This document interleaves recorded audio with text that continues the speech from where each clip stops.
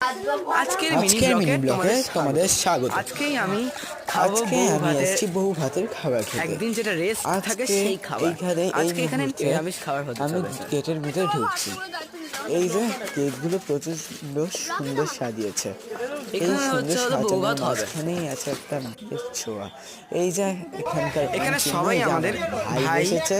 এই আমার একটা দাদা, এটা আমার একটা বোন, আর এই যে এটা আমার ভাগ্নি। সবাই আমরা এখানে সবাই মিলে খেতে বসবো এখন।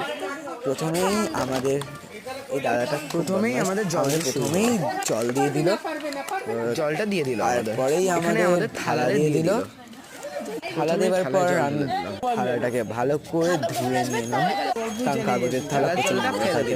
ভাত দিয়ে দিল, আমাদের ভাত দিয়ে দিল প্রথমে, তারপরে বাঁধাকপির তরকারি দিয়েছে। বাঁধাকপির তরকারি ডাল নিয়ে আমি একদম নিলাম।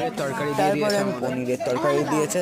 পনিরের তরকারি দিয়ে পনিরটা প্রচণ্ড নরম, প্রচুর তুলতুলেও আছে পনির। এই বুবাতে খাবারটা ছিল সকালবেলার খাবারটা, কিন্তু এরা সবাই বাই বাই করছে, আমিও বলছি এই মুহূর্তে মিনি ব্লগ শেষ করলাম। বাই।